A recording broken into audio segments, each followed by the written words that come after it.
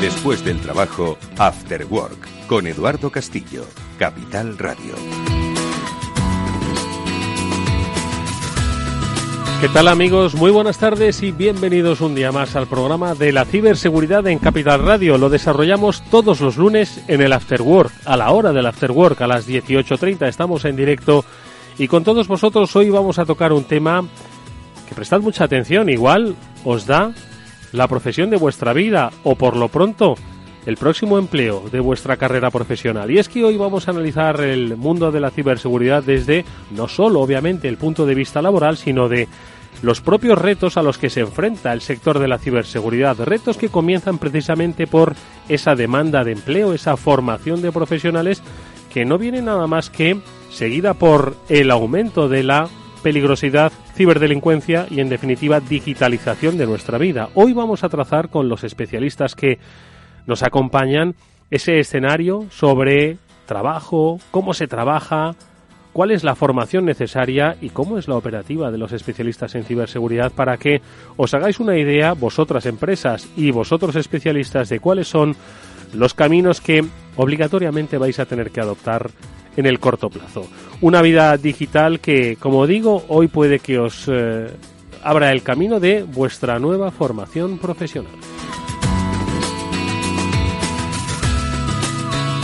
Una formación que, con los especialistas de OnRetrieval que cada semana nos acompañan y que también se suma a los profesionales de ESET, nos ayudarán a, por supuesto, descifrar cuál es este ecosistema creciente, cambiante y de permanente demanda, que es el de la ciberseguridad, el de los ecosistemas de ciberseguridad. Pero lo vamos a hacer, por supuesto, como siempre, asesorados por dos de los mejores especialistas que ahora mismo hay en el panorama y que tenemos la fortuna de contar con ellos como analistas de cabecera, Mónica Valle y Pablo Sanemeterio. Muy buenas tardes, amigos, ¿cómo estáis? Buenas tardes, Eduardo. Muy buenas tardes.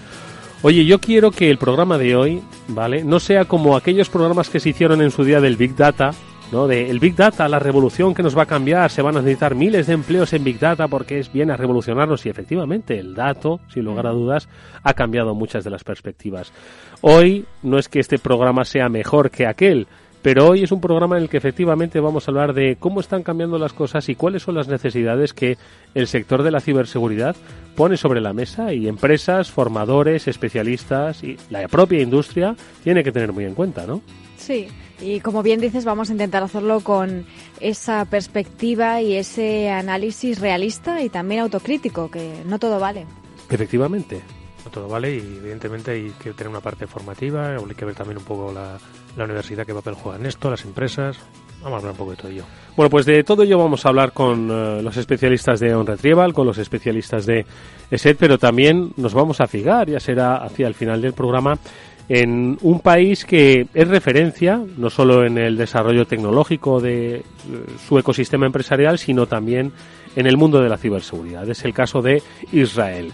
Vamos a ver si podemos sacar algo que pueda ser de provecho para nuestras empresas, que pueda ser inspirador o ejemplos, y con la ayuda de Liat Shaham, que es directora de la Misión Económica y Comercial del Ministerio de Economía e Industria de la Embajada de Israel aquí en España, pues nos puede ayudar a orientar. Como sabéis, Israel es un país puntero en el mundo de la ciberseguridad y vamos a tratar de analizar qué es lo que hacen para ser punteros en ese terreno. Bueno, pues de todo ello vamos a hablar en este programa, que, como digo, va a ser interesantísimo, y que, ojo, que alguna oferta de empleo vamos a lanzar en antena, para que veáis que hay demanda, hay necesidad y hay crecimiento. Así que estad muy atentos a lo que os vamos a ir contando con los especialistas que hoy nos acompañan. Vamos a hacer una brevísima pausa y enseguida volvemos. Por supuesto, os contamos algunas noticias y luego vamos a entrar en materia. Pero antes, es Pablo Sanemeterio quien, a través de su reflexión, nos sitúa un poco más en el tema de hoy.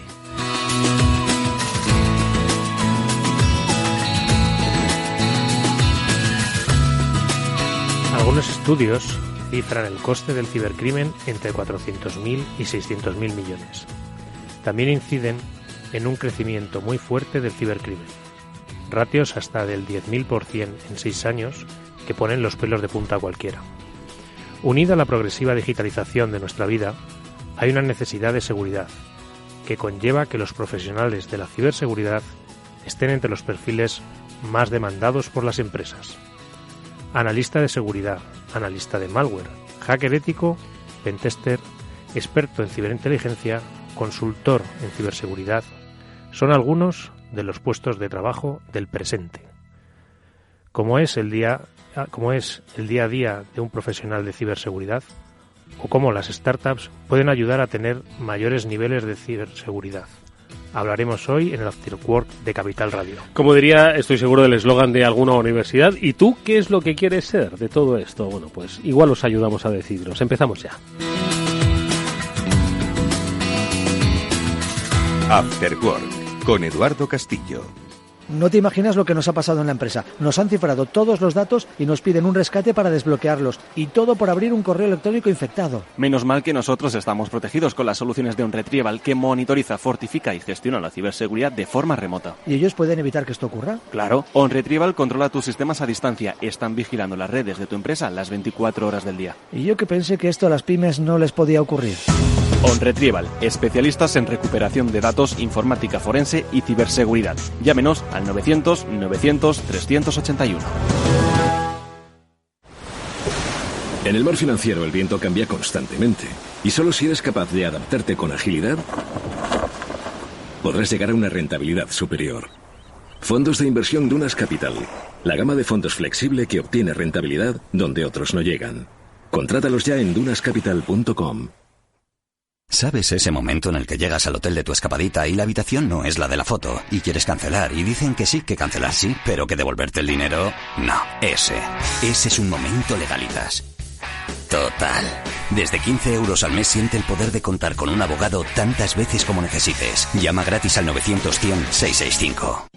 Hacer las cosas como las familias nos hace diferentes. Con Family Seguros, ahora y hasta el 5 de mayo tendrás toda la protección que necesitas con tus seguros y la alarma de Securitas Direct, entre otras muchas más ventajas. Infórmate en caixabank.es. CaixaBank. Escuchar, hablar, hacer. After Work con Eduardo Castillo.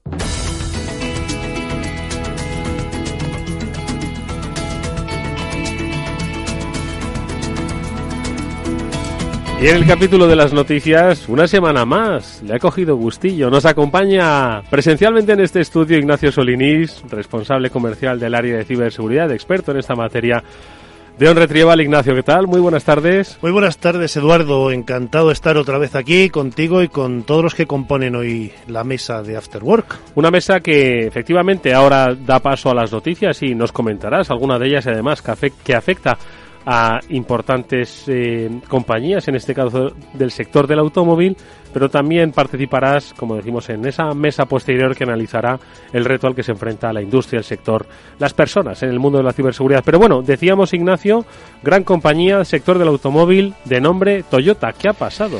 El día de la marmota.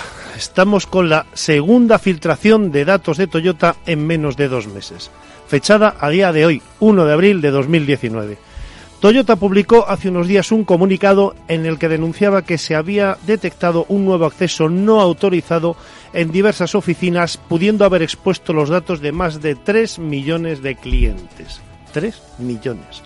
Todos los que tienen un Toyota ahora mismo. Tras el incidente de seguridad del pasado 19 de febrero en Australia, la compañía ha vuelto a sufrir un nuevo ataque informático que ha afectado en esta ocasión a las oficinas de Tokyo Sys Holding, Tokyo Motor, Tokyo TV, Corolla, etcétera, etcétera, incluido las oficinas de Lexus. Se sospecha que pueden haberse filtrado cerca de 3.100.000 datos de clientes, aunque la compañía, defendiéndose, declara que entre la información comprometida no hay ningún dato sobre tarjetas de crédito o cuentas bancarias. Algunos expertos sospechan que estos ataques contra Toyota y sus asociaciones podrían ser parte de una operación coordinada a gran escala del grupo vietnamita APT-32, también conocidos como Ocean Lotus, que tendrían como objetivo, pues empresas extranjeras con inversiones en diversos sectores industriales vietnamitas, entre otros. Además, durante las últimas semanas ya se había reportado una campaña de spear phishing contra clientes de varias empresas de automoción. Si el phishing es la estafa localizada por correo electrónico cuyo único propósito es obtener acceso no autorizado a datos confidenciales. El spear phishing es este mismo tipo de ataque, pero dirigido en concreto a un usuario limitado y concreto, es decir, es algo pensado, no es un ataque aleatorio. Funciona, pues evidentemente muy parecido. Llega un correo aparentemente de nuestra corporación o de una fuente confiable, o como a veces lo hacen, de un film humanitario, social, que dirige al destinatario un mensaje importante, evidentemente falso, con el único objetivo de llevarle a una web donde hay gran cantidad de malware. En fin, Toyota ofreció la siguiente disculpa: ofrecemos disculpas por la preocupación a todos los que usan los vehículos Toyota y Lexus, tomamos en serio esta situación y aplicaremos medidas de seguridad en la información de los concesionarios y en todo el grupo Toyota. Como siempre, desde el laboratorio de OnRetrieval, pues vuelvo, y hacía 2 semanas que no lo hacía, a recomendar la monitorización. Es decir, un servicio profesional delegado a profesionales que sean de ciberseguridad, no solo de IT, ¿no? Es especialistas en ciberseguridad, como por ejemplo tenemos en OnRetrieval, tenemos Aramida, que es un producto, es un servicio que damos, monitorizamos, fortificamos al cliente, estudiamos sus debilidades, sus necesidades, y intentamos cubrir no solamente este área, sino también, bueno, pues por ejemplo cosas como puede ser la formación, que como digo siempre, el enemigo interno, que a veces somos nosotros mismos, por falta de criterio, por falta de cuidado, pese a que nos repiten las cosas una y otra vez, solemos ser la puerta de entrada para este tipo de desastres. Y bueno, esta ha sido la noticia de ciberseguridad con OnRetrieval. Con su recomendación incorporada. Ya lo ven ustedes cada semana. Ellos, además de ser especialistas en recuperación de datos y en informática forense, también lo son en estas soluciones de seguridad. Lo ha mencionado Ignacio. Aramida, un servicio que tiene como objetivo prevenir y avisar a los clientes de posibles incidentes o ataques que se estén produciendo en su red, y le ofrecen, también lo ha dicho, la posibilidad de tomar rápidamente las medidas necesarias y evitar, obviamente, un desenlace nefasto dentro de su organización, porque, amigos, lo repetimos todas las semanas, lo que quieren los ciberdelincuentes no es salir en los periódicos, es el dinero de vuestra organización. Si tenéis alguna duda, 900-900-381. Solo por saber cómo de segura está vuestra empresa, merecería la pena llamar. 900-900-381 o sac@onretrieval.com. Servicio de atención al cliente, el acrónimo. Gracias, Ignacio, no te me vayas, pero vamos a comentar un par de noticias más. Pablo, una relativa a Bitham y el robo que se ha producido, ¿no? Pues Bitham, que no es la primera vez que les ocurre, y ya han reconocido que les han robado $19 millones en diversas criptomonedas. Es una sede de intercambio de monedas de Corea del Sur. Y en este caso, pues bueno, el atacante lo que consiguió son la clave privada de lo que denominan la cuenta caliente, es decir, la cuenta donde están las criptomonedas disponibles. Es como en el banco cuando tienen el capital, no está todo el dinero en la oficina, sino que tienen un poquito de dinero que es con el que operan, y lo importante lo tienen fuera. Entonces la cuenta caliente consiguieron las claves privadas. Se sospecha que ha sido un trabajo desde dentro, que ha debido haber algún insider que ha facilitado información al atacante, y pues se han robado pues este dinero, que ha transferido a distintas cuentas que él mismo se ha ido creando en el momento del ataque. Y no es la primera vez, porque en junio de 2018 le robaron 31 millones y en junio de 2017 le robaron 1 millón de criptomonedas también. Pero vamos a ver, nos contaba Ignacio que con lo de Toyota, la segunda vez en 2 meses. Ahora lo de Bitham, segundo robo en menos de tal. Es decir, ¿de la primera uno no aprende o qué ocurre? Bueno, pues hay veces que sí, lo que pasa es que cuando tienes, igual de la primera has tapado 3 agujeros y te quedan todavía 2 que tapar. Y de la segunda todavía te queda 1. Entonces, esta vez ha sido la tercera, yo creo, en 2 años iban 3. Pero hay que analizar cuántos agujeros tienes, ¿no? Por supuesto. Lo que pasa es que, bueno, si ha sido un trabajo desde dentro, el problema ya no es tanto un agujero de ciberseguridad como el tener como el topo. Una persona descontenta o una persona a la que ha hecho un trabajo desde dentro, la han cogido, digamos, cuando digo la han cogido, le han extorsionado de alguna forma, es decir, tenían alguna información que no quería que se que lo han utilizado, claro. Y le han utilizado para este ataque. Para que veáis los riesgos. Bueno, una última noticia de Facebook, pero es protagonista en esta ocasión, no tanto por lo que suele ser habitual, digo en los últimos tiempos, sino ¿por qué, Mónica? Sí, bueno, Facebook ha tenido sus problemillas, sus más y sus menos, sus polémicas relacionadas en los últimos años con la ciberseguridad en concreto. Y aquí lo hemos puesto en las noticias, hemos efectivamente. Puesto sobre la mesa, lo hemos contado. Y bueno, en este caso, pues de alguna forma, seguramente para tratar de acallar esas voces críticas, la red social ha lanzado unas opciones que están especialmente orientadas a expertos o entusiastas de la ciberseguridad para encontrar errores y testear la seguridad. En concreto, se trata de una opción que permite buscar fallos de seguridad en las aplicaciones de Facebook. La red social cuenta con características de seguridad que suponen un problema, digamos, para los especialistas que quieren encontrar fallos de seguridad y vulnerabilidades en el servidor. Por eso lo que Facebook ha habilitado son unas opciones denominadas White Hat que permiten en concreto deshabilitar el soporte de Facebook a TLS 1.3. ¿Qué es esto de TLS? Bueno, es un protocolo de seguridad fundamental para la red, sistemas que permiten una correcta comunicación entre varias partes. Estas reglas White Hat también permiten activar un proxy para analizar las peticiones de la API o usar certificados instalados por el usuario. En definitiva y traduciendo, esto permitiría usar herramientas y aplicaciones para interceptar tráfico, por ejemplo, y encontrar fallos de seguridad.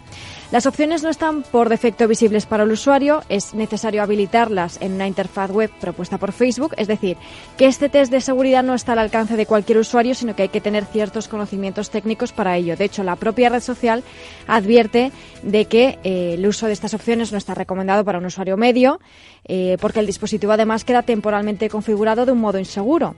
Por eso se recomienda que esta configuración además quede deshabilitada una vez que se hayan realizado las pruebas pertinentes por parte del investigador. Bueno, pues ahí están los pequeños pasitos que va dando Facebook para securizarse y no salir tanto de las noticias de la semana que tenemos en el programa de Capital Radio. Sí, es mostrarse un poco más transparente diciendo, mira, yo te doy la opción de que pruebes y a ver qué encuentras. Esas son nuestras noticias. Nosotros vamos a empezar a generarlas a partir de ahora, sobre todo en el terreno de la ciberseguridad y la demanda de empleo, entre otras cosas, con nuestros especialistas.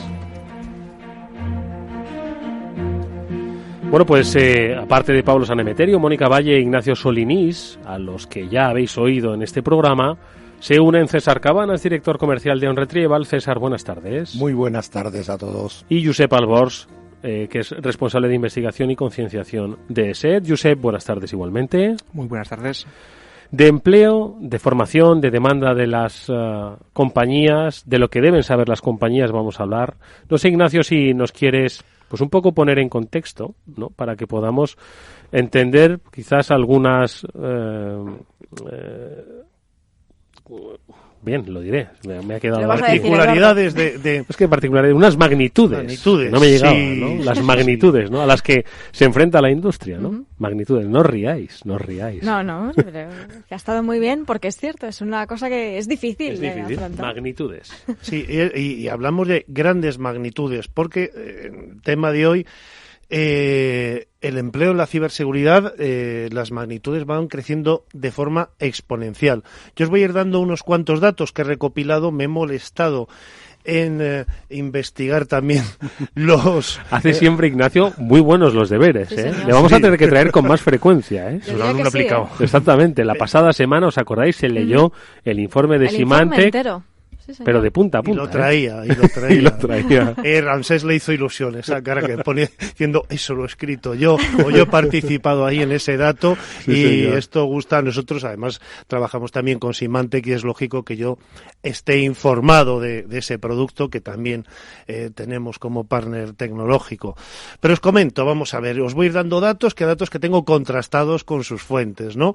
Primer dato, y es a nivel mundial. La ciberseguridad crecerá hasta 152.000 millones de euros en el próximo año, según un informe recientemente publicado por Society for Human Resources Management, que es una asociación profesional de miembros de recursos humanos de Alexandria, Virginia. De acuerdo, dato número 2, que es en la misma dirección, este es más cercano, del Centro Criptológico Nacional, que ha indicado que la demanda de este tipo de empleo se llegará a situar en 6 millones de puestos de trabajo, la demanda a nivel mundial. Bueno, el mundo es grande, decimos, bueno, somos muchos millones de personas. Más concreto, tercer dato, y este es para Europa. Se estima que en el 2022, dentro de 3 años, hasta el 2022, este sector, la ciberseguridad, creará 350.000 puestos de trabajo de trabajadores especializados en realizar estas tareas. Ante este escenario, la ciberseguridad empieza a ser un escenario más que factible para labrarse una carrera laboral. Este estudio ha sido elaborado por Frost y Sullivan, una empresa de consultoría de negocios que se dedica a la investigación y análisis de mercados. Presente en más de 40 países. Cuarto dato. El mercado de la ciberseguridad en España genera actualmente una facturación de 1.200 millones de euros anuales y crecerá a un ritmo de entre un 11 y un 13% en los próximos 4 años. Y esto no lo digo yo, ni lo dice OnRetrieval, ni los aquí presentes. Lo dice la Unión Europea y el INCIBE, Instituto Nacional de Ciberseguridad. Bueno, ¿y cuál es el problema, Ignacio? Que el aumento de la demanda no se mueve paralelo a la oferta. Es decir, en este sector faltan profesionales. Y aquí os lo dejo en el aire para que lo vayáis rematando, porque al menos eso estamos sintiendo desde OnRetrieval, y yo no sé si desde SET vosotros, Josep, tenéis la misma necesidad. Con la misma necesidad. Oye, antes de que empecéis a valorar estas cifras, y os dejo por supuesto el micrófono abierto, una pregunta que estoy seguro de que se están realizando muchas personas, sobre todo porque en ocasiones, en más de una ocasión, se ha comentado en estos micrófonos, quizás en programas de tecnología. Estáis hablando de una necesidad de 6 millones de puestos de trabajo en el área, una creación de empleo de 350.000 especialistas en el entorno europeo y, como ha concluido Ignacio, una incapacidad de que la oferta dé satisfacción a la demanda. En un escenario en el que muchos dicen que el trabajo de las máquinas va a acabar sustituyendo al de los seres humanos. Entonces, ¿por qué es diferente el mundo de la ciberseguridad? ¿Es que las máquinas no podrían solucionar los problemas de la ciberseguridad, como sí que parece que otros auguran para otros sectores? ¿Quién quiere responderme esta pregunta? A ver, bueno, creo que en realidad todos, tanto César como Josep. A ver, Josep. Bueno, la pregunta está muy bien planteada y la realidad es que, a pesar de los avances que han habido en los últimos años, como hemos mencionado muchas veces el tema de inteligencia artificial, machine learning y demás, se ha demostrado que actualmente no es suficiente para lidiar con los problemas de ciberseguridad a los que nos estamos enfrentando. ¿Por qué? Porque los malos también lo usan. Con lo cual hace falta personal cualificado para que esa inteligencia se pueda gestionar de forma que sirva para prevenir estas amenazas. De nada me sirve tener un sistema automatizado que pueda prevenir el 99% cuando hay un 1% que puede causar un gran daño. Y ahí hace falta un experto. Entonces, no podemos dejar en manos de las máquinas actualmente esos sistemas de seguridad porque no están preparadas para lidiar con ello. Y además, los delincuentes lo usan a su favor. Totalmente de acuerdo. César y Pablo. Yo lo que quería es, totalmente de acuerdo con Josep, realmente nosotros estamos en un sector donde lo que nos encantaría es que fuéramos proactivos, pero no podemos eludir que tenemos una parte de nuestro trabajo, y es muy relevante, es que somos reactivos. Estamos trabajando en un mundo que además no tiene el mismo peso. El cibercrimen mueve una cantidad de dinero que, cuando estábamos hablando cuál va a ser el crecimiento, y daba un dato antes Pablo, de cuánto va a crecer el cibercrimen, y nos daba Ignacio cuánto va a crecer el sector de ciberseguridad. Y no sé si os habéis quedado con el dato que el crecimiento del cibercrimen es infinitamente mayor que lo que va a crecer el sector de ciber. Quiere decir que nuestro enemigo es mucho más poderoso que nosotros. Y eso implica que vamos detrás. Y el vamos detrás es que, por mucho que queramos introducir inteligencia y mecanización y automatización en nuestros procesos, los malos lo están haciendo con más recursos. Y ese es el mismo modelo que nos encontramos en los regímenes policiales cuando estamos persiguiendo a los malos. Vamos detrás. O sea, hasta que no se ha cometido un crimen no podemos ir a atacarlo. Y aquí muchas veces podemos tratar de emular cuál será el pensamiento del malo. Pero la capacidad personal de un técnico formado y cualificado, y esa sensación, ese expertise que viene de decir, espérate que no va a ser aquí, voy a buscar en ese otro sitio que es donde no he encontrado y no hemos buscado nunca. Y esa capacidad personal, a día de hoy yo no la he encontrado en la inteligencia artificial. No, y aparte es que, ya te digo, la parte de los atacantes y la parte de la defensa, también tener en cuenta que los atacantes, siempre digo que esto es como jugar una partida al póker con el contrario, con las cartas descubiertas y tú con las ideas tapadas. ¿A qué me refiero con esto? Tú, cuando defiendes, tienes una serie de tecnologías que los malos tienen a su disposición. Entonces, los malos pueden estar probando infinitas veces su ataque hasta que consigan evadir estas soluciones de seguridad y una vez logrado, mandar el ataque al destinatario. Pues es que fíjate, yo esto lo tenía consignado para el capítulo de retribuciones, pero efectivamente la ciberdelincuencia costará a la economía mundial 403.000 millones durante el próximo año. Y hay que tener en cuenta, para que sepamos la magnitud del dato, es que el PIB de Argentina es de 404.000 millones de euros. Es decir, esa es la magnitud de lo que se está perdiendo por los sumideros de la ciberseguridad o de la no ciberseguridad, en líneas generales. ¿Por qué? Porque creo que sabemos que estamos en una cuarta revolución industrial, que hay cosas como hablábamos otro día, la inteligencia de las cosas, nuevos sectores en los que, al ser tan novedosos, no conocemos todavía sus resquicios. Y esto va a crear la materia para nuevos profesionales y nuevas profesiones.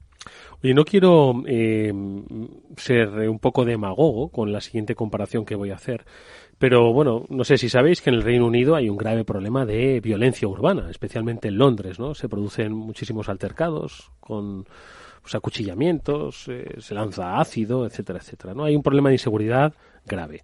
Y algunos especialistas lo achacan a una reducción, ¿no?, de las fuerzas de seguridad, pues debido a las reducciones presupuestarias. No hay tantos policías pues que puedan controlar esto. Nos estaríamos enfrentando a una situación similar. Por esto os digo, poniendo en contraposición los datos. Es decir, ya nos habéis dejado bien claro que el cibercrimen está creciendo, aumentando, pero no tenemos la capacidad de poner los recursos, tanto públicos como privados, para combatir esto. ¿Nos podemos encontrar una situación que nos veamos desbordados? Yo creo que ahora mismo soy optimista. Sí tenemos los recursos.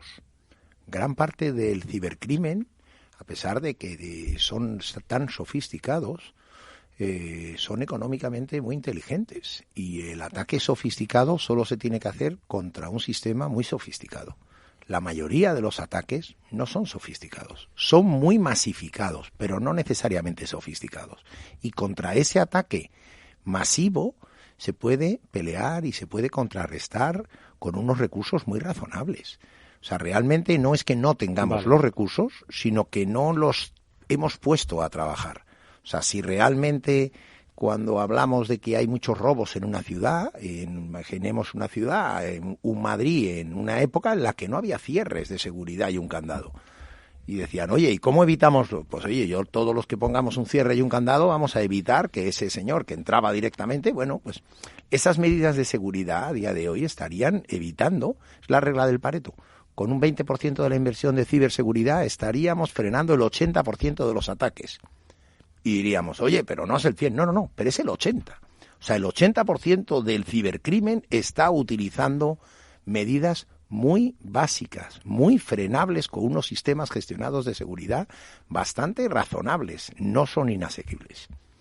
Totalmente de acuerdo con César. Lo que vemos en el día a día en un laboratorio de análisis de malware es que la gran mayoría, ya no el 80%, más del 90% de las amenazas son muy sencillas de evitar, pero siguen teniendo éxito. De hecho, estamos viendo resurgimiento de vectores de ataque que considerábamos ya superados. El tema del phishing, el resurgimiento que ha tenido en los últimos meses, es brutal. Y aún así sigue teniendo un éxito lo suficientemente grande para que otras variantes de malware, como el ransomware, que aún sigue estando ahí activo, pero digamos requiere un poquito más de recursos por parte de los delincuentes, entonces sean descartados en aras de utilizar métodos más clásicos, rutinarios, sencillos y que muchas veces ni siquiera cuentan con una amenaza propiamente dicha. Un correo con una amenaza diciendo que se tiene información confidencial es suficiente para causar miedo a una víctima y que ingrese un dinero en bitcoins o con lo que se quiera pagar a un delincuente que no se ha forzado absolutamente nada. Y mientras estemos así, pues falta la concienciación, supuestamente los delincuentes seguirán ganando dinero más del que se ha dicho ya y pues seguiremos estando en una situación pues, ya no solamente de desprotección sino de miedo, porque es que al final si se aplicaran medidas que son básicas y se llegan repitiendo desde hace décadas estaríamos en otra situación, pero seguimos fallando en lo más básico. Estoy de acuerdo. Además, lo importante es que cada usuario y cada empresa, en este caso, ¿no?, sea responsable de su ciberseguridad. Y hay, como bien decía César, pues opciones que son asequibles a cada necesidad. Cada empresa tiene que saber qué es lo que tiene que proteger, cuáles son sus características y qué es lo que se puede permitir. Y si cada uno se esfuerza en proteger lo suyo, como bien decía Josep, en poner esas medidas y en concienciarse, pues es asequible la lucha contra el cibercrimen, pero hay que estar concienciados para ello, claro. Oye, volviendo un poco a los datos que nos ponía Ignacio sobre la mesa, esos 152.000 millones, la demanda de empleo, esa, repito, oferta que no logra satisfacer la demanda. ¿Qué es lo que está pasando? Que va todo demasiado rápido, que somos demasiado lentos formando especialistas, que ¿cuál es la formación que debemos recibir? ¿Una formación de choque o una formación muy especializada que requiere inversión, que requiere tiempo? ¿Qué diríais? Yo creo que, como todo, dentro de la ciberseguridad es una palabra muy grande y muchas veces lo interpretamos como un sector completamente único y realmente ahí caben muchos perfiles diferentes, pero más que entrar, que yo creo que podemos hablar de cuál es la especialización o la hiperespecialización, que muchas veces es interesante, lo que hay que tener es un conocimiento suficientemente amplio y poder pensar. Los trabajos repetitivos mañana los podremos automatizar con el machine learning y con la inteligencia artificial, pero la capacidad de intuir y la perspicacia a la hora de detectar un agujero, eso es insustituible. Y eso yo creo que lo hace una formación integral, alguien que realmente tiene esa capacidad de ir viendo, esa capacidad de entender a nivel genérico cómo funciona la seguridad de una empresa, cómo funciona el sistema de comunicación, cómo funciona la red, cómo funcionan los... Y luego ya podremos ir especializando a una persona en atender en un SOC cómo funciona y cómo somos capaces de gestionar unos eventos y unas alertas. Luego podremos hacer una parte de pentesting porque quiero hacer una prueba. Luego puedo hacer una parte de pericial, de analizar qué es lo que ha pasado y poder ir y tirar de la cuerda para analizarlo. Y podremos analizar varios perfiles, ¿no?, de expertise. Pero yo creo que una cosa interesante es cuando das con un equipo que tiene esa capacidad de intuición, de buscar allá y ir un poquito más allá, ¿no?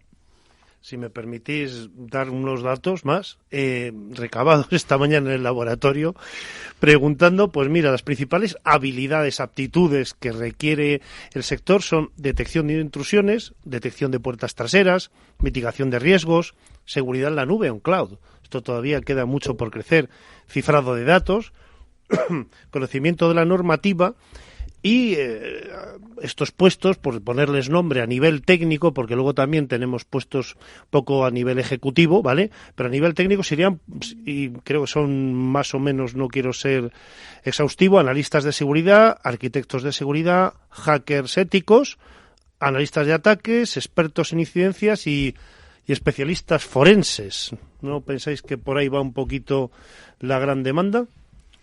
Bueno, yo remitiría a los oyentes al programa de hace unas semanas con Román Ramírez y David Meléndez hablando precisamente del tema de la oferta y la demanda en el mundo de la ciberseguridad, porque es curioso. Ignacio ha hecho muy bien sus deberes con el estudio mencionado de Frost & Sullivan, pero también hay que tener en cuenta que detrás del estudio hay intereses muy potentes para, digamos así, captar ese talento o preparar a la gente para que se lance a este mundo de la ciberseguridad. Voy a hablar de lo que yo conozco en España. No voy a meter en fregados de otros países porque cada país tiene su idiosincrasia. En España, si realmente hiciera falta, pues yo qué sé, 300.000 o 2 millones, da igual porque el número cambia, depende de quién le preguntes, hicieran falta tantos profesionales, los que ya hay estarían viviendo en mansiones de lujo, porque se los rifarían las empresas, ¿no? Sería algo lógico, se llama oferta y demanda en un sistema capitalista. Curiosamente, el número de candidatos y el número de perfiles de gente que conozco que está viviendo en Madrid y cobrando 1.000 cochinos euros es enorme. Y son gente muy cualificada. ¿Qué pasa ahí? ¿Dónde está esa demanda?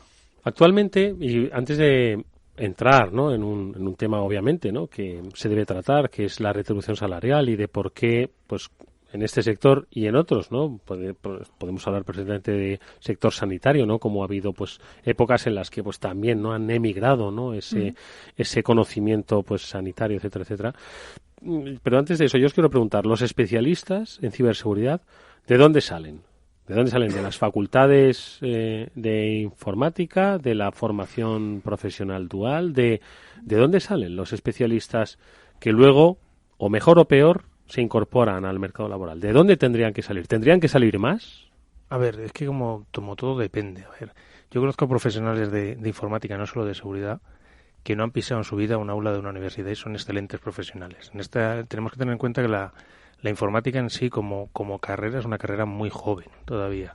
Yo siempre digo que los médicos, cuando tú ves medicina, llevan muchos años de experiencia y un médico no es el que limpia al paciente, ni es el que le pone las medicinas, ni es el que le va a llevar a... No todo el médico es el que le opera. Entonces, en informática quizás estamos pasando todavía una fase de estas de ir asentando los puestos, cada uno de los puestos, y de repartir las tareas que hay que llevar a cabo. Yo creo que muchas veces también se llenan titulares con los que se necesitan grandes expertos en ciberseguridad y realmente en cada empresa con un gran especialista en ciberseguridad estaría más o menos cubierta gran parte de su, digamos, visión estratégica o de su misión estratégica. Luego hay lo que se llaman manos. Tienes que tener muchas manos, muchos técnicos, muchos especialistas ya, digamos, con más conocimiento profundo en cada una de las materias. Independientemente de esto, vuelvo a repetir, cada una de estas especialidades son difíciles de alcanzar porque son habilidades muchas veces, algunas son más fáciles, pero en general son difíciles, o sea, porque como siempre hablamos, Josep y yo, comer binario o entender binario muchas veces no está al alcance de cualquiera. Tampoco es una cosa que a veces igual la demanden todas las compañías o necesiten tener un especialista en esto. Por otro lado, también yo creo que ahí tenemos que conseguir también un poco que se deje comoditizar un poco la ciberseguridad, o sea, la ciberseguridad la tienen que ver las propias empresas que la demandan como algo de valor y algo especializado, algo que no se puede decir que me daré lo mismo este de aquí que este otro de aquí. En ese sentido, empezarán los propios clientes a pagar más dinero y se podrán pagar mejores sueldos. Yo creo también que uno de los trucos, por decirlo de alguna manera, de todas estas cifras, de estas encuestas, estos informes, ¿no?, es que se van a necesitar muchos, no sé si 100.000 o millones, muchos perfiles relacionados con el sector de la ciberseguridad. ¿Y por qué digo relacionados? Porque no todos tienen por qué ser técnicos, ni van a ser técnicos, ¿no? Hay muchos otros perfiles que rodean a este sector que es, de hecho, muy transversal y que requiere la colaboración de muchos profesionales que se dedican a muchos tipos distintos de profesiones diferentes. Por ejemplo, están las técnicas, por supuesto, están las fuerzas y cuerpos de seguridad, está todo el apartado legal, abogados, peritos informáticos, especializados en cumplimiento, solamente con temas de protección de datos y de cumplimiento ya, y sí que tenemos 100.000. Asesores, consultorías, auditores, están las consultoras metiéndose en temas de ciberseguridad, ahí ya tenemos otros cuantos. Por supuesto, pues comerciales en empresas, de ciberseguridad, ¿por qué no relacionados con humanidades, psicólogos, filósofos, comunicación, emprendedores que crean sus propios servicios de ciberseguridad? Es decir, que hay una segunda línea de ataque, ¿no? Y todo está relacionado con la ciberseguridad. Si vas ampliando ese círculo, gente que esté relacionada con el sector son muchos, pero no todos son técnicos. A ver, César, Josep, Ignacio. Yo diría una cosa, y estaba yo ahora analizando qué es lo que tienen que estudiar de verdad los trabajadores que quieran dedicarse a la ciberseguridad. Sinceramente, como es tan amplio, habrá muchas cosas, pero solo hay una cosa que creo que es común, que es que no pueden dejar de estudiar. O sea, esto evoluciona y evoluciona tan rápido. Dentro del mundo de tecnología nos vamos a encontrar esto en bastantes aspectos, pero en el mundo de la ciberseguridad es ineludible. Como hemos dicho antes, estamos permanentemente analizando qué está haciendo el de enfrente para poder irle cerrando esas puertas. Y eso implica una proactividad y una capacidad de trabajar, de actualización permanente, que te permite que una persona que sea ingeniero puede haberse quedado obsoleto y una persona con, como decía Pablo, gente que a lo mejor no ha pasado por la universidad, pero tiene esa capacidad de formación y de trabajo constante, le puede ayudar a estar perfectamente actualizado. Con lo cual, una persona que está estudiando, trabajando y de verdad estando al día en ciberseguridad y lleva 4 años trabajando y al día, puede estar más formado que una persona que estudió hace 15 años la carrera y realmente no ha estado a lo mejor en esa situación. Hombre, y quizás por lo que estáis diciendo, y también lo habéis mencionado, ¿no?, el problema, y vamos a llamarlo así, lo tienen las empresas de la calle, no las empresas de ciberseguridad. Empresas de la calle que les cuesta entender que contratar a una tercera empresa para que gestione su ciberseguridad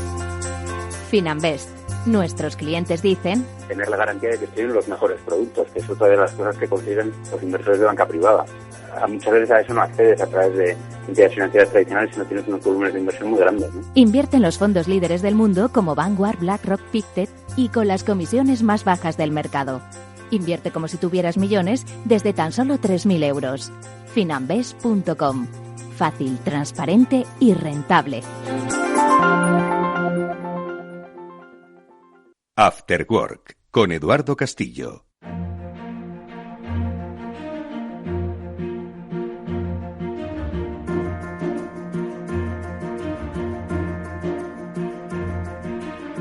Bueno, pues estamos con Ignacio Solinís, especialista en ciberseguridad de OnRetrieval, con César Cabana, su director comercial de OnRetrieval, con Josep Albors, el responsable de investigación y concienciación de SET, con nuestra Mónica Valle y nuestro Pablo San Emeterio, y damos pie a que se una a nosotros Gerardo Montes, que es director de ciberseguridad de OnRetrieval. Gerardo, ¿qué tal? Muy buenas tardes.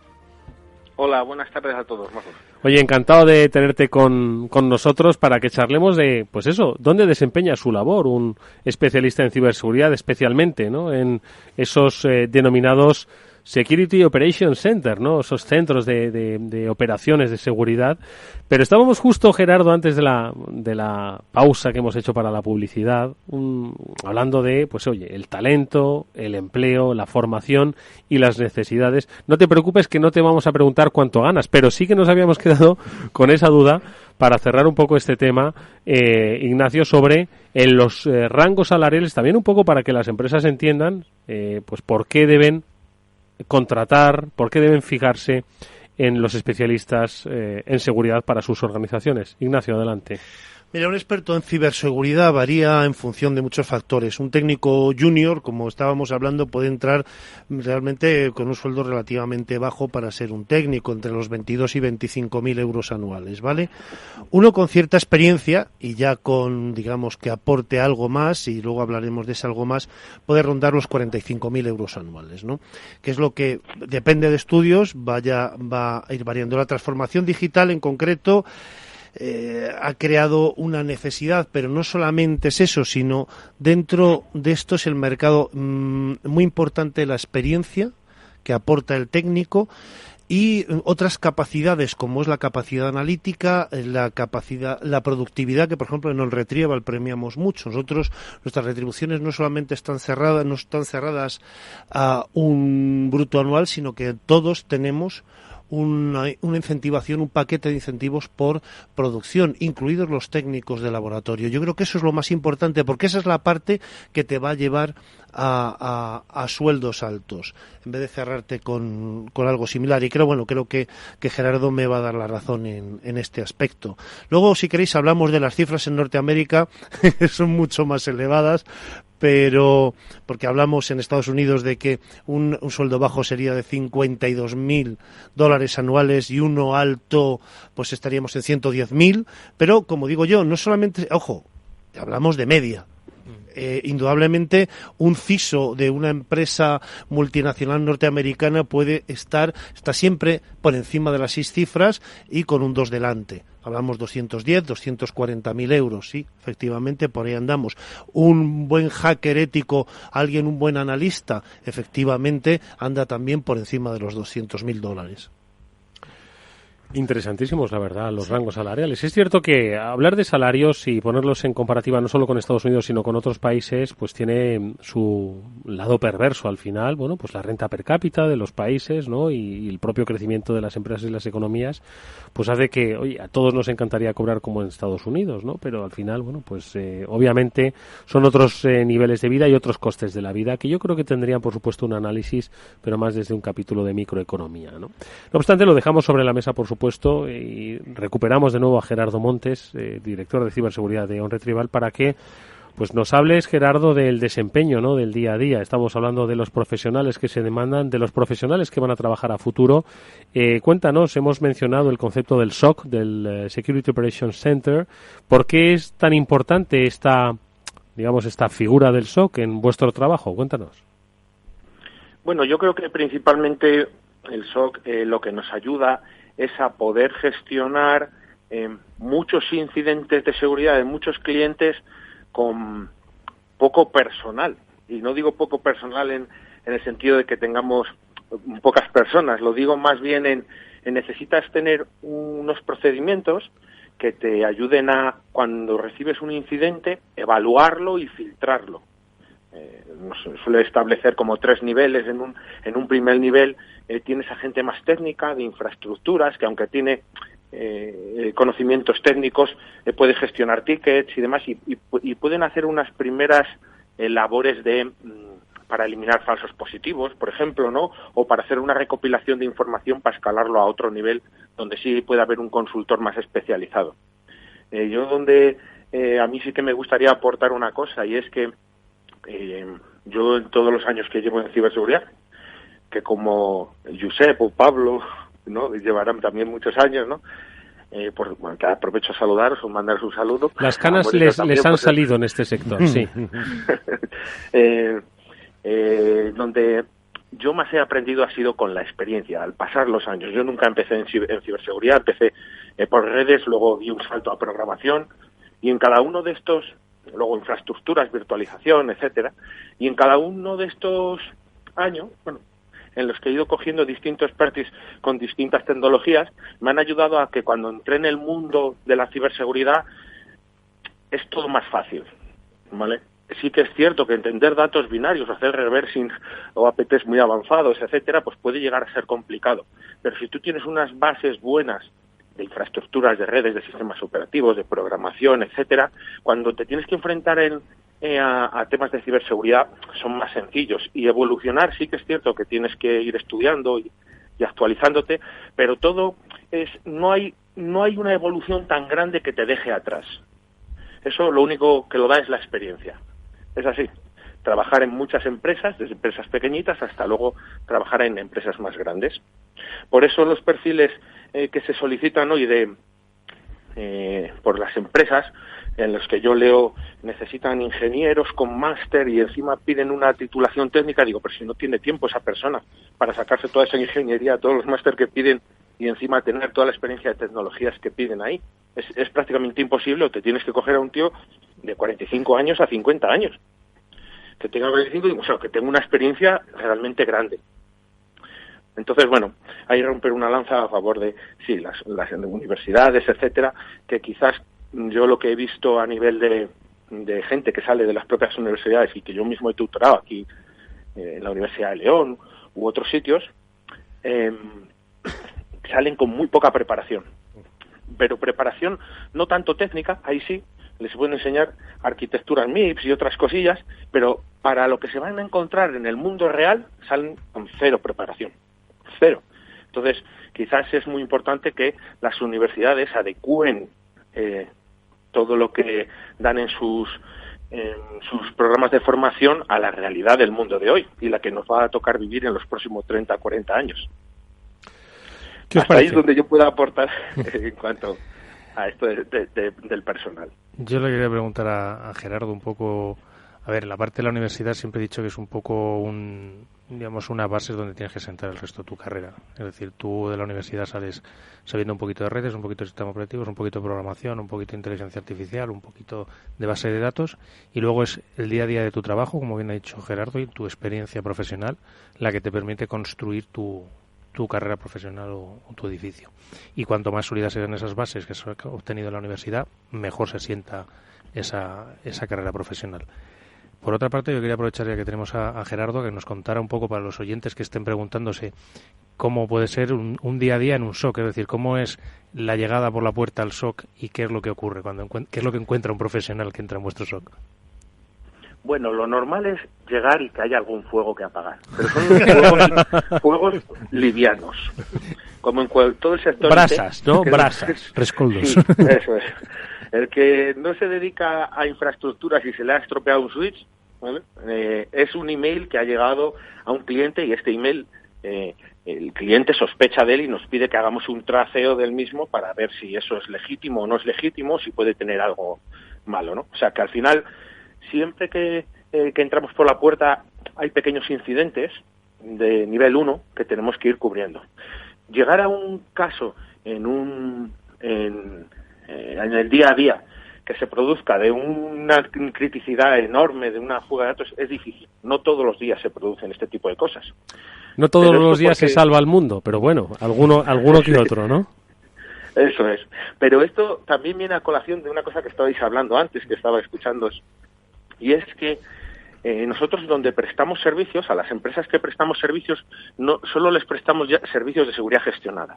Esto lo que quiere decir es que vamos a llegar a esa empresa y vamos a incluso a cambiarles la infraestructura.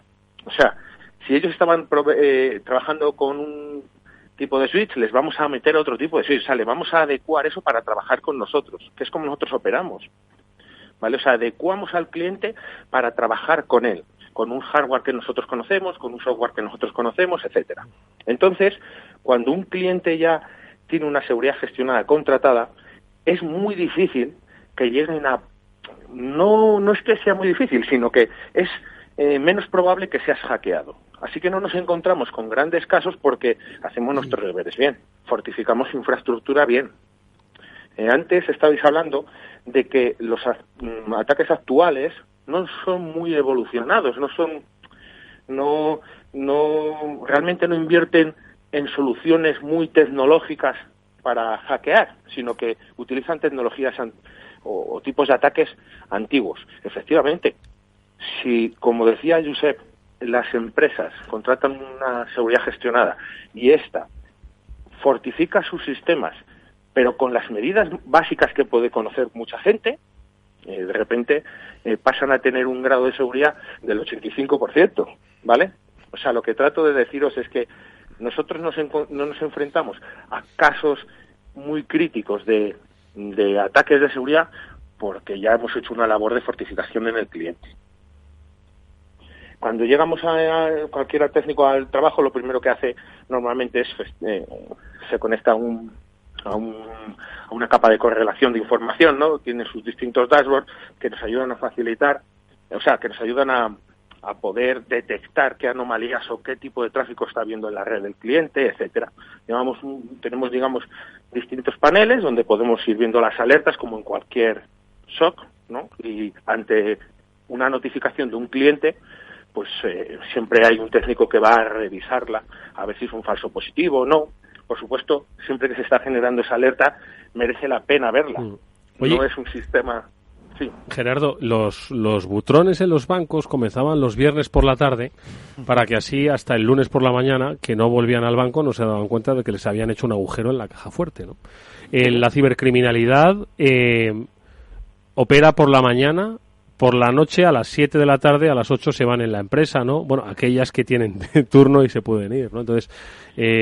pero claro, al final el ciber, para empezar, que igual no está en nuestro mismo uso horario. Y en segundo lugar, que son 24 horas para atacar. El enemigo, todos hemos visto películas, que no espera el amanecer necesariamente, ¿no? Entonces, ¿cómo se cubren 24 horas de amenazas? Mira, te voy a poner un ejemplo que va a ser el mejor ejemplo que os voy a poder poner. Hoy a las 5 de la mañana, a nosotros nos han intentado tumbar un servicio nuestro, ¿vale? Yo cuando he llegado esta mañana, por supuesto lo han intentado, pero cuando tú tienes un desarrollo detrás férreo, o sea, lo han intentado y cuando el contador llegó a 50 les ha bloqueado. Quiero decir, había una configuración por detrás que permitía que, bueno, le dejo hacer algunas cosas, pero llegado a un extremo lo voy a cortar. Todos esos automatismos, hoy el software ya te lo da. Prácticamente casi todo el software de esto de ciberseguridad, ¿no? Ya te permite tener algún automatismo que te permita, oye, protegerte cuando tú no estás mirando o no tienes a alguien, ¿vale? Pero luego hay muchas herramientas que están en nuestro día a día que no se utilizan en las empresas. Por ejemplo, voy a decir una marca, Ubiquiti, Unify, pues tiene un software específico que tú le dices, oye, la wifi me la pagas a las 7 de la tarde y no me la enciendes hasta las 8 de la mañana. Y ese hardware deja de emitir wifi de esa hora a la hora que corresponda. O en un firewall te permite crear distintas Random Schedule, ¿no? O tags que al final lo que le dices es, mira, mi web solo opera cuando cuando mi soporte al cliente está operativo. Mientras tanto, esta regla me la deshabilitas para que nadie pueda entrar en deshoras. Quiero decirte, cuando tú llegas a una empresa y tienes la seguridad gestionada, esta seguridad gestionada debería ser capaz de analizar tus procesos y decirte cuáles son las políticas idóneas para ti, ¿vale? Así que puedes minimizar todo esto que tú me estás contando, por ejemplo, de fuera de usos horarios, muchísimo. Te hablo, por supuesto, en empresas pequeñas. Las empresas mucho más grandes no tienen este tipo de criticidad porque tienen a SOCs 24 horas al día. ¿Vale? A ver, reflexiones o preguntas.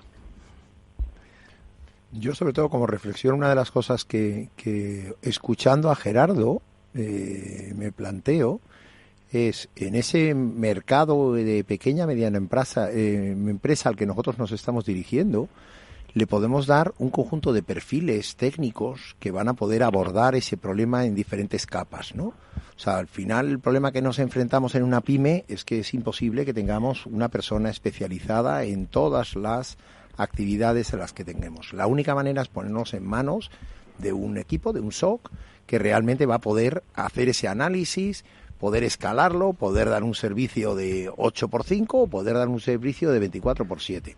Ese ya será un poco el nivel de servicio que va a requerir cada una de las empresas. Nosotros, el objetivo es cómo minimizo tus riesgos con el menor coste.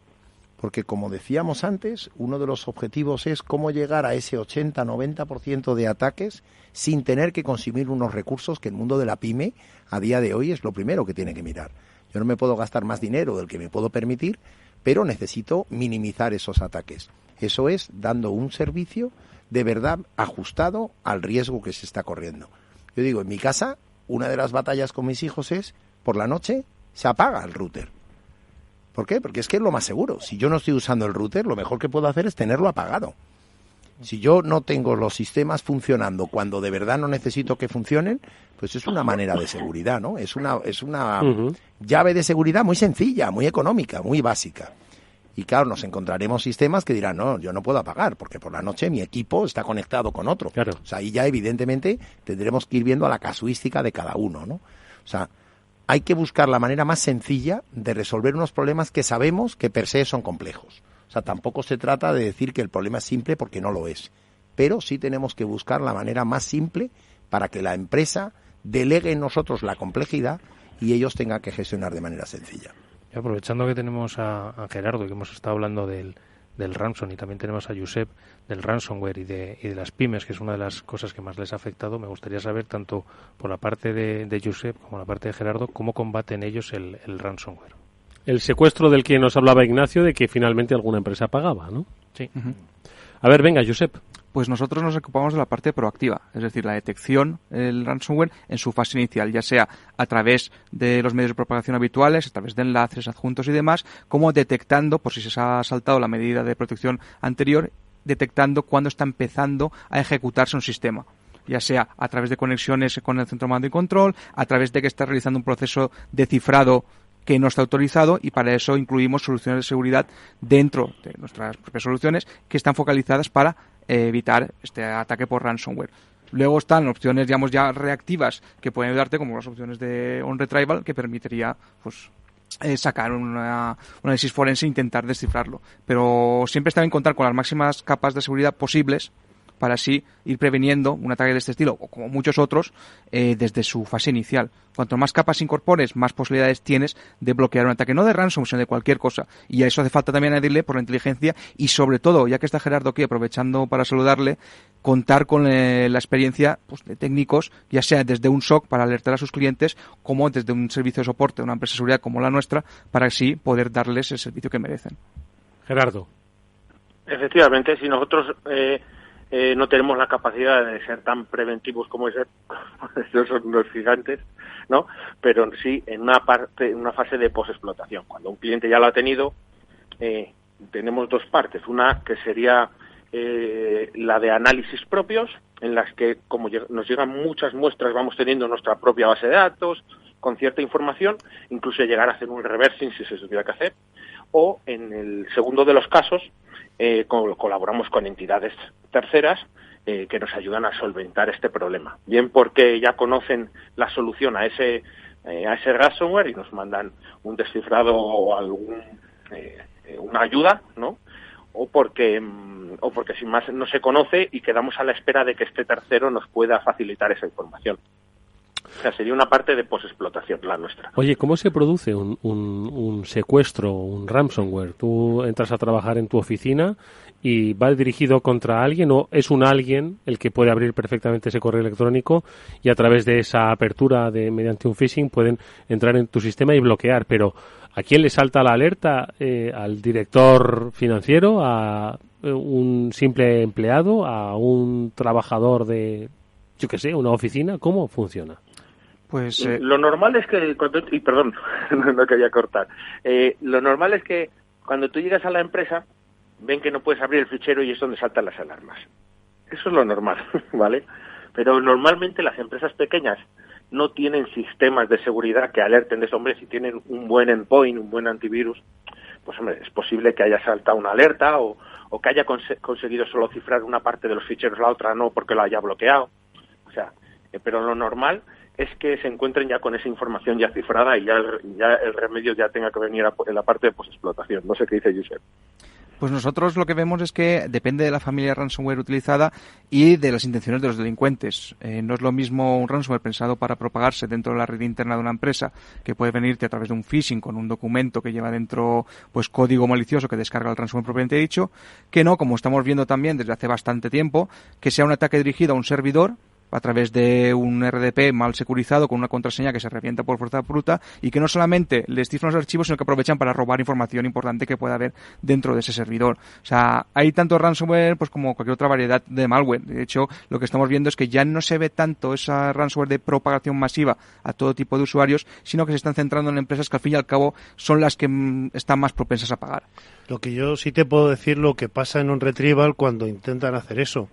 Es que a los pocos segundos primero te puede salir un email o lo que se haya pactado con la empresa a la que estamos monitorizando de cara a decir, oye, acabamos de detectar una amenaza. Si el técnico está delante de la pantalla, indudablemente va a utilizar cualquier medio para contactar contigo. Si finalmente no podemos contactar con el cliente, lo normal, porque hay un protocolo pactado con el cliente de antemano, es que el servicio caiga. Es decir, nosotros vamos a tumbar tanto la wifi como la entrada de datos como la conexión con internet. Vamos a evitar la propagación de cualquier tipo de malware, de cualquier ataque a su sistema, mediante, bueno, unas formas que evidentemente tampoco voy a revelar ahora, pero que son bastante básicas, y la primera es cortar el flujo de datos, indudablemente. Estamos hablando ahora mismo de cómo las empresas, pues pueden combatir a través de las diferentes operativas, a través de especialistas, a través de centros que aglutinan, ¿no?, esas operaciones de seguridad, esos SOCs, ¿no?, como nos estaba describiendo Gerardo Montes. Empresas que, cada vez son más porque la economía crea economía, y en este caso la economía del crimen hace que tengan que nacer muchos más especialistas y por ende compañías de ciberseguridad, pero que estamos lejos todavía de los niveles de creación de empresas en el área de ciberseguridad de otros países, incluso más pequeños que nosotros, como es el caso de Israel. Vamos a hacer una pequeña pausa y enseguida vamos a conocer cuáles son las particularidades de un país como Israel en el mundo de la tecnología y la ciberseguridad y qué podemos aprender de ello.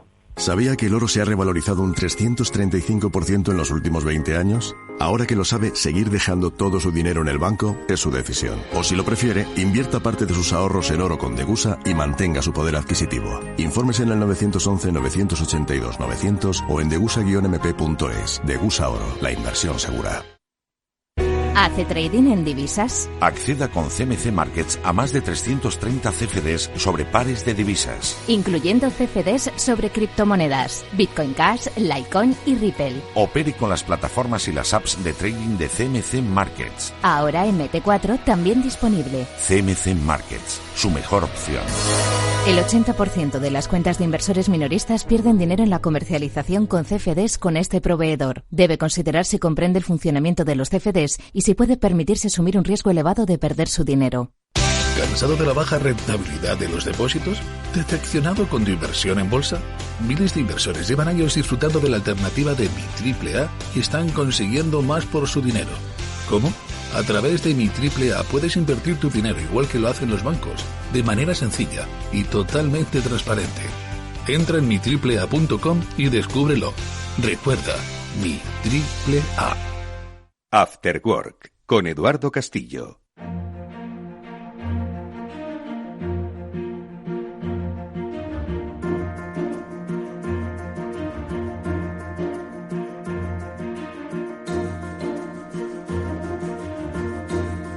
Bueno, pues estamos en nuestro programa de ciberseguridad, arrancando ya ese último tramo. Estamos con Ignacio Solinís y César Cabanas de OnRetrieval. Nos acompaña también telefónicamente Gerardo Montes, el director de seguridad de la compañía, y Josep Albors, responsable de investigación y concienciación de ESET. Con Mónica Valle y Pablo Sanemeterio estábamos pendientes de hablar de Israel como el paradigma de Startup Nation, que la llaman, ¿no? Y además una de las punteras en el mundo de la ciberseguridad. César, lo conoces bien, también Josep. ¿Qué nos puedes decir de un país como Israel en este terreno de la ciberseguridad? Bueno, pues Israel claramente es uno de los ejemplos interesantes de cómo ellos han ido explotando e impulsando un sector como era el sector de la ciberseguridad. Nosotros desde OnRetrieval, desde el principio, y hemos comentado alguna vez, seguíamos una política que llamábamos de radar y foco, que era ir analizando técnicamente qué tecnologías íbamos encontrando que surjan tanto en el sector nuestro de recuperación de datos, como en la parte de informática forense, como en ciber, ir analizando qué vemos, ¿no? Realmente nuestra capacidad de análisis llega a donde llega, pero queríamos ir viendo novedades a nivel mundial. Eso nos ha llevado a que todos los años pues viajemos a un encuentro en Londres, a París, a Praga, a Polonia, a China, a determinados puntos del mundo, donde teníamos que ir a ver novedades en un sector. Y una parada obligada, que desde que yo estoy en OnRetrieval no ha habido ningún año que no deje de ir al menos 1 o 2 veces al año, era Israel. Porque Israel ha seguido una política, dentro de que es un país de 8 millones de habitantes, de impulso completamente ejemplar al mundo de la ciberseguridad y de la tecnología. Yo creo que la persona que mejor nos lo va a contar es Liat Saham, que nos ha acompañado en OnRetrieval en algún otro evento y que yo creo que es la persona ideal para explicarnos cómo funciona, ¿no? Liat Saham es ministra consejera y directora de la Misión Económica y Comercial del Ministerio de Economía e Industria de la Embajada de Israel en España, a la que agradecemos nos haya acompañado estos minutos. Liat, muy buenas tardes. Hola, un placer estar con ustedes. Liat, lo primero de todo es que nos des la fórmula clave, la fórmula mágica. No sé si se puede o no compartir. ¿Qué es lo que hace de Israel que sea considerada como, pues, no solo la Startup Nation, sino como un referente en el mundo de la ciberseguridad, de las empresas tecnológicas y de ciberseguridad, Liat? Pues gracias. Pues primero, no hay fórmula mágica. Es, sabes, nosotros, el tema de seguridad, desafortunadamente, es uno de los temas claves que teníamos que enfrentar desde que nació el país, es de un lado. Y de otro lado, el tema de innovación está basado también surgió en Israel desde la necesidad, porque teníamos que crear muchas cosas en un nuevo país. Pero además hemos creado ya hace años, ya hace 40 años, un mecanismo entre que colabora el gobierno con la industria y la academia, en donde damos soporte a empresas jóvenes para desarrollar su innovación, en donde compartimos el riesgo. Es un mecanismo ya que está referente, que hoy en día lo opera una unidad que se llama la Autoridad de Innovación.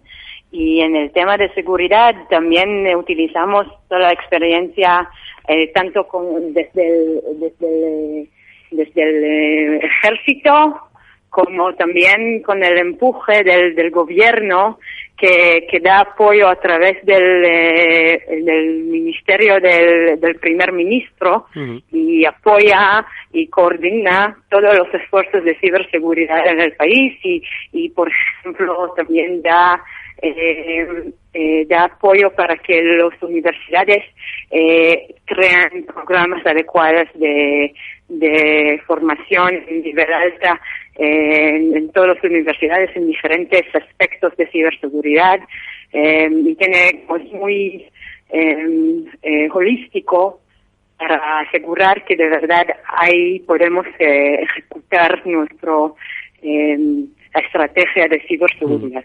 De hecho, Liat, has mencionado 2 aspectos que son claves, ¿no? Industria, gobierno y academia, que comparten el riesgo, ¿no? ¿Cuál es el trabajo conjunto en esa triangulación que yo creo que es la que desearía cualquier país, ¿no? La academia investiga, la industria forma, el gobierno apoya, ¿no? Y regula. ¿Cómo se estructura ese triángulo y cómo se comparte el riesgo en materia de ciberseguridad o de creación e innovación en materia de ciberseguridad en Israel? Pues desde como 40 años, el país como entendió que para mantener su ventaja competitiva necesita empujar a las empresas que tomen más riesgo. Entonces, hoy en día existe un mecanismo en donde cualquier empresa que llega con una idea muy innovadora y con mucha alta tecnología, el gobierno dice, si lo desarrollas, yo como comparto el riesgo contigo, y como te doy como hasta 50% del presupuesto del desarrollo, si logras, si está comercializado, me debes que devolverlo, pero si no, es como un fondo perdido. Eso es un mecanismo muy clave en Israel para que las empresas hagan su propio desarrollo de alto nivel tecnológico. Y eso es como el grano, digo, de la industria, de la innovación.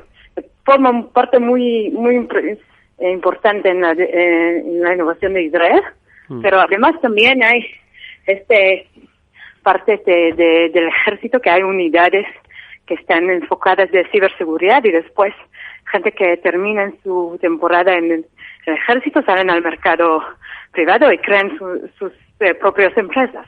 Entonces eso es parte que es industria y gobierno también. Y en la academia, como se dice, hay muchos programas de IT y de software, de desarrollo de software en la academia, que hoy en día también dan más enfoque en ciberseguridad según las necesidades del mundo, ¿no? El mundo de hoy en día. Liat, decían antes nuestros invitados que una de las claves, ¿no?, en el sector de la ciberseguridad era la formación continua. Lo apuntaba César Cabanas y también lo comentaba Josep, de sus compañeros que, destinados en Israel, realizan su labor, ¿no?, de especialistas en ciberseguridad, que era la formación y la formación. Eso es algo que también se impulsa, ¿no?, dentro de los ecosistemas, tanto empresariales como institucionales, además de manera combinada, ¿no? Pues como mencioné, desafortunadamente Israel hoy en día, en ya unos años, es el país más atacado en ciberseguridad. Entonces, la formación de un lado llega ya desde que los jóvenes que están en las unidades respectivas en el ejército, en la inteligencia, reciben su formación ahí. Y cuando salen ya están muy formados. Entonces, eso es un parte muy serio y muy obvio en el poder de Israel. Ahora, la segunda parte también es formación académica también, que hay gente que llega a ser expertos a través de la academia y hoy también han creado como 6 diferentes centros de experiencia, centros de desarrollo tecnológico en las universidades mismas, y además hay un ecosistema bastante importante que está formada en el sur de Israel, en donde llegan también empresas multinacionales y forman parte de este clúster de empresas y unidades tecnológicas y academia. Entonces ahí también es un tipo de technology transfer, digo, que llegan y como que se comparten entre ellos. Entonces eso también apoya mucho al desarrollo de la industria de ciberseguridad. Una última cuestión, Liat, y quizás también César nos puede ayudar. Recientemente se ha celebrado Cibertech, que es una de las ferias de referencia, ¿no?, en el mundo de la ciberseguridad, y la referencia global. Si aquí tenemos Fitur en el mundo del turismo, Cibertech es la feria de referencia sobre ciberseguridad que hay en Israel. César, cuéntanos un poco y Liat te remata. Sí. Liat, como nosotros hemos estado en Cibertech y hemos participado en ese evento, igual que hemos ido al HLS otros años también conjuntamente, y son dos, yo daría referencia a los dos eventos, porque al final es donde vamos respirando las empresas que vamos, ya no solo a la actualidad tecnológica de lo que se hace hoy, sino es una manera de tomar el pulso de cuáles son las novedades y las tendencias a donde se está desarrollando la nueva tecnología. A mí me parece muy relevador cuando visitamos el centro de startup de este tipo de eventos en Israel, porque estamos permanentemente viendo lo que va a ser. Lo que hoy ya es un estándar en el mercado, hace 4 años lo estábamos viendo en pequeñas startups que estaban poniendo en marcha sus propios proyectos. Todos bajo este paradigma, ¿no?, de apoyo, impulso público e impulso de apoyo con otras compañías. Liat, ¿qué te parece? Pues primero, muchas gracias, César, por tus amables palabras. Y me da mucha alegría que hoy en día ya todo el mundo conoce los eventos en Israel como referencia en el mundo de ciberseguridad. Y como dijo César, es no solo Cibertech, es Cibertech, y HLS Cyber, también hay un Cyber Week. Entonces, y de verdad, muchas de alrededor del mundo, muchas empresas, tanto como los representantes del gobierno, llegan a estos eventos para entender cuáles son las novedades en el sector.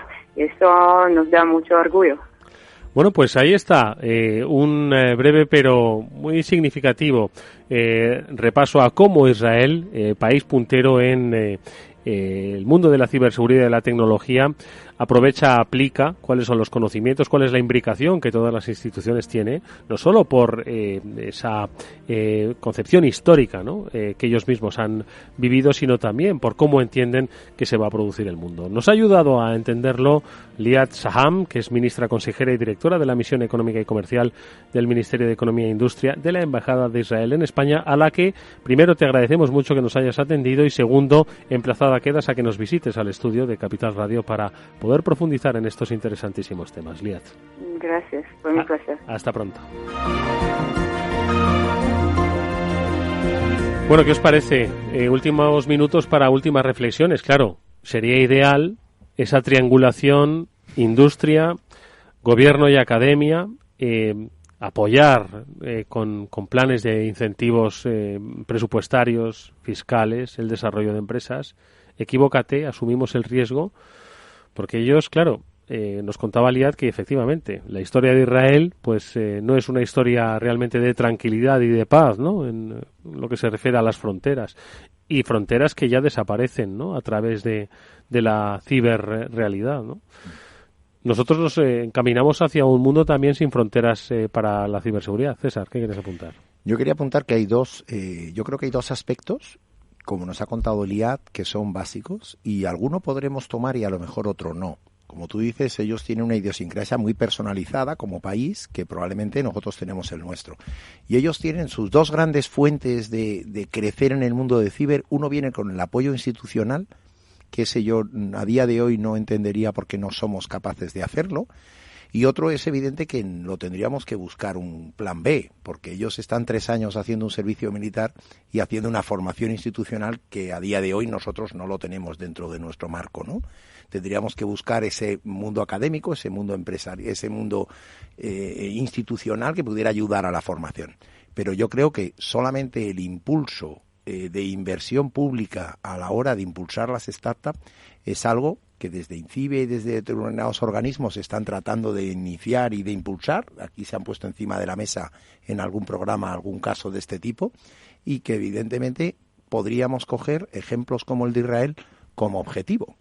Como todo, hay que saber dónde nos gustaría llegar para ir dando pasos. Josep, que tienes allí colegas. Tenemos compañeros en Tel Aviv y creo que Liat ha dado en el clavo. En vez de ponerse a llorar por las esquinas, como hacen aquí algunas empresas, demandando profesionales a cambio de nada, ellos han tomado el camino proactivo, que es ayudar a estos profesionales a formarse, tanto desde el ámbito estatal como incluso desde la parte del ejército que les toca por el servicio militar, y apoyando a estas iniciativas también vienen empresas que a su vez apoyan la formación que se hace en universidades, con lo cual es una triangulación perfecta para cubrir esa supuesta demanda, porque ellos no han esperado a que haya falta directamente, los han formado, los están apoyando y ahí están como potencia mundial. Por cierto que profesionales demanda, pero sin llorar, on retrieval, y es que decíamos al principio de este programa que igual os ibais de aquí con empleo o con vocación de futuro. Y esperamos que lo primero lo encontréis pues con esta propuesta que Ignacio Solinís os lanza ahora mismo para que veáis que es un sector dinámico. Me encantaría, oye, que todos los lunes pudiésemos aquí dar ofertas de empleo. Otra cosa es si os conviene o no y que reivindiquéis, por supuesto, un salario justo y digno, que queda pendiente otro programa más de microeconomía. Pero Ignacio, dinos que estáis buscando a gente en On Retrieval. Pues mira, si para llegar a esas codiciadas 6 cifras de salario anual tienes que tener un buen partner, tienes que tener un buen compañero de camino, y creo que desde On Retrieval queremos hacer una oferta.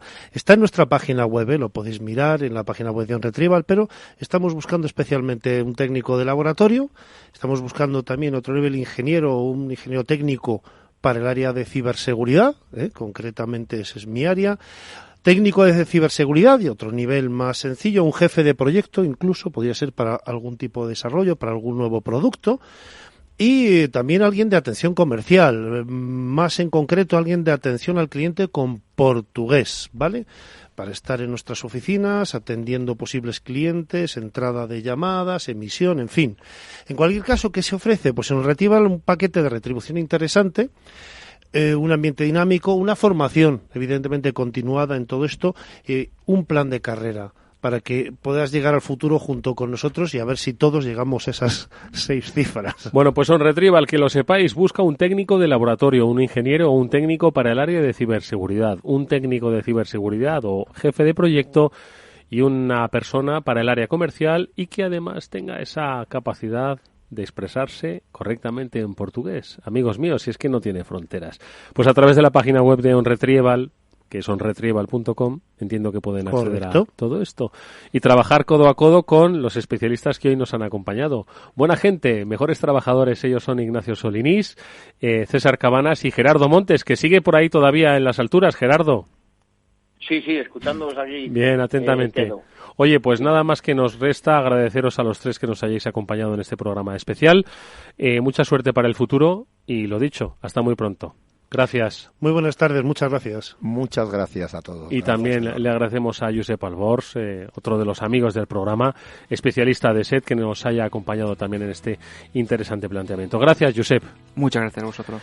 Oye, Pablo, Mónica, nos ha quedado un programa bastante redondito, ¿no? Todo estupendo, muy completo, hablando de todo y muy centrado. Me ha encantado. Muchos temas y el mundo startup y el apoyo institucional, que yo creo que nos va a dar para otro programa algún. Yo lo creo, ¿no? Pero sobre todo yo creo que nos vamos hoy con una reflexión, la que tienen que hacerse todas esas empresas que no son de ciberseguridad. Y es que si el río suena, agua lleva. Si están demandando muchos especialistas de ciberseguridad es porque, amigos míos, no solo nos va a servir la digitalización de la vida para hacer más eficientes nuestros negocios, sino que nos sirve y nos tiene que servir para prevenirnos de las múltiples amenazas que precisamente de esa digitalización sobrevienen cada día con más fuerza. Bueno, pues así ha quedado. Insisto, creo que ha quedado un gran programa. Como siempre, Pablo y Mónica, es un placer hacer radio con vosotros. Nos vemos la próxima semana. El placer es nuestro. Y a ustedes, hasta mañana a las 18:30, donde volveremos con un nuevo After Work para hablaros, pues eso, de muchas cosas de la vida, de la empresa, de la economía. Adiós y hasta mañana.